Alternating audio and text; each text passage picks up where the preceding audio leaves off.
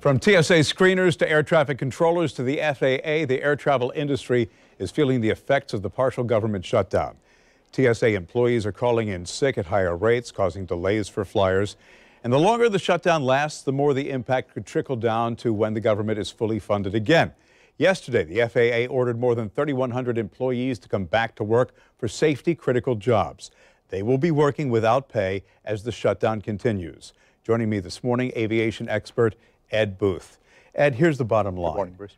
There are safety concerns, but the people who staff these jobs, they know that safety is paramount here, and they're not going to compromise safety. That has always been my observation. They're consummate professionals, and they are not going to allow the fact that they're not getting paid to compromise the way they do their job. But the longer this shutdown goes on, there are questions that could arise when it comes to the integrity of aircraft, airline checks, and things like that.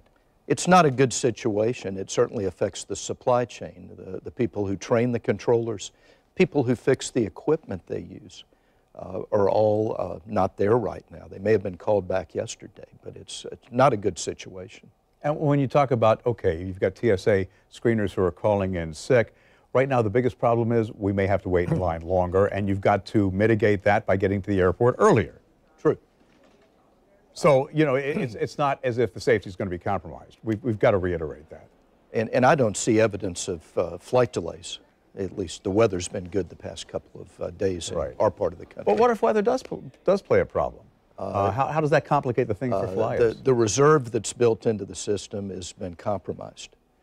When a controller who's handling 14 or 15 airplanes has one aircraft with an emergency, he has to devote his attention to that airplane, and someone has to come in and pick up the slack, and those people may not be there. So it's not the best situation, but I don't think the public needs to be concerned because safety is always the #1 priority.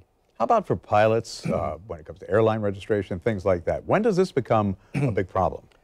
Well, with the flight schools, they can't test their students. They can't have certificates issued. It's the supply chain that we will feel the impact of this if this goes on for a couple of months. You know, there are also economic concerns. I think it was Delta that came out and said that, look, we've lost $25 million because there are a lot of government contractors that, you know, aren't flying right now because they're furloughed employees and things like that. This is really a snowball that's rolling downhill. So the longer it goes on, the bigger the complications. It's a snowball, and it's inconvenience to people, but I don't think people need to be concerned about safety.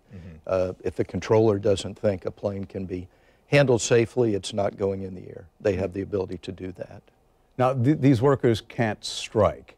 Calling out sick is certainly a different issue. Suppose these workers call out sick en masse. What happens? Is it possible that we would have to ground flights at record numbers?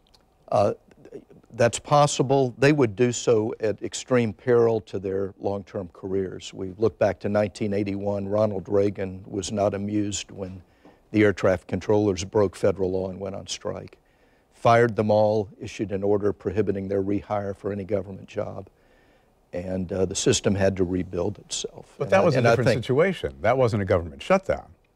But there's a fine line between going on strike and everyone in concert calling in sick, and I don't know that this president would be amused by that, and he might take some extreme measures. And I think they're mindful of that. I wouldn't look for a mass calling in sick on the part of the air traffic control system. Okay, now a lot of the TSA workers and a lot of the air traffic controllers who work at the tower at Hilliard are going to be out at the airport today, down in the baggage control area, handing out flyers. They're allowed to do that and just bring awareness to their situation.